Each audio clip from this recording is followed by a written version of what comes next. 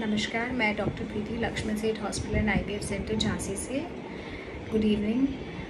आज मैं एक पेशेंट की स्टोरी शेयर करूंगी जिसने कि जो मैंने कहा वो माना एंड फाइनली उसको प्रेगनेंसी हो गई। मेरा कहने का मतलब सिर्फ ये है कि आप अपनी चीज़ें करो, भागो मत किसी चीज़ से। एंड जो भी हम लोग एकदम से ऐसे नहीं करते that we directly go for IVF, या फिर जो भी पेशेंट की प्रॉब्लम्स हैं उसके हिसाब से, जो भी उसकी रिपोर्ट्स में दिक्कत आ रही है उसके हिसाब से ही ट्रीटमेंट किया जाता है। जैसे ये पेशेंट है, इसको 5 इयर्स बाद मैरिज के she finally delivered a healthy female child, but actually ये मेरे पास अराउंड 1-1.5 साल पहले आई होगी। हमने इसको PCOD था एंड ट्यूब्स का स्टेटस पता नहीं था।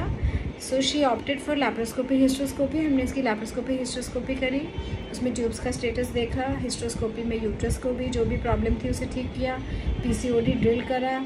उसके बाद हमने इनकी 3 IUI साइकिल्स करी, but by chance she didn't conceive in any of the cycle because IUI में चांसेस कम होते हैं, बट IUI से भी प्रेगनेंसीज होती हैं। और उसके बाद जब वो IUI से नहीं हुई प्रेग्नेंट तो I told her to move for another step, कि एक सीढ़ी ऊपर चढ़ना ज़रूरी है, हम IVF करते हैं। फिर हमने IVF किया, और लेकिन वो फर्स्ट साइकिल में कंसीव नहीं हुई, पर उसके एम्ब्रियोज हम लोगों ने फ्रीज़ करके रख दिए थे। तो जब वो फर्स्ट साइकिल में कंसीव नहीं हुई तो जो फ्रोज़न रखे थे उनको हमने ट्रांसफ़र करा, और फाइनली सेकेंड साइकिल में शी कंसीव विद ट्विंस।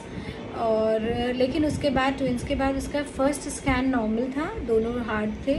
फिर सेकेंड स्कैन जब NT-NB स्कैन होता है अराउंड 3 मंथ्स, तो उसकी एक हार्ट जा चुकी थी।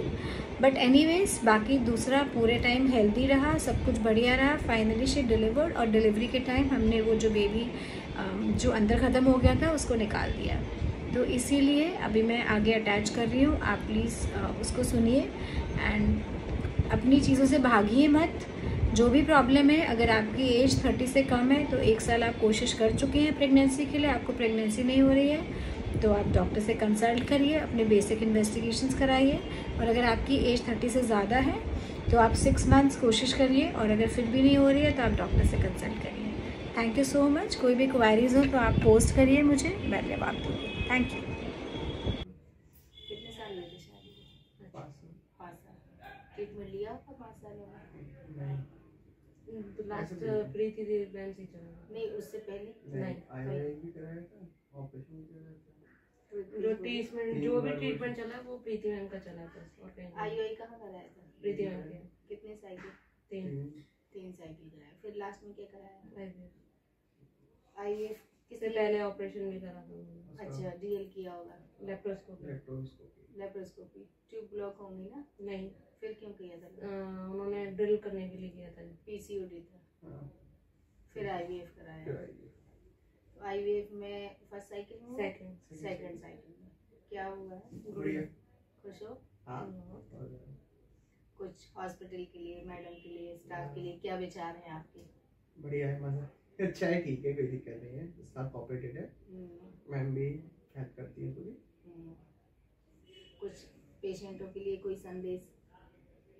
हाँ, जो भी अगर इनफर्टिलिटी से जूझ रहे हैं तो वो जरूर दिखा सकते हैं। यहाँ वहाँ जाने की जरूरत ही नहीं है, अपने झांसी में फैसिलिटी है। हाँ। क्योंकि पेशेंट इंदौर जा रहा, कहीं बाहर जाता है तो वहाँ IVF में करवाने में भी दिक्कत, क्योंकि बार विजिट करना पड़ती है ना वहाँ जाके। तो यहाँ बाहर विजिट में दिक्कत, प्रॉब्लम भी होती है, ट्रैवलिंग में प्रॉब्लम होती है सबसे ज्यादा, इसलिए नॉर्मल करा लोकल में अच्छा है। और चार्जेस भी यहाँ पे रीजनेबल है, कोई ज्यादा नहीं, बल्कि बाहर से ज्यादा यहाँ अच्छी है ना।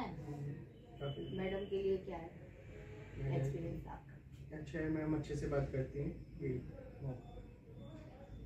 और कुछ कहना? नहीं, सब बढ़िया है।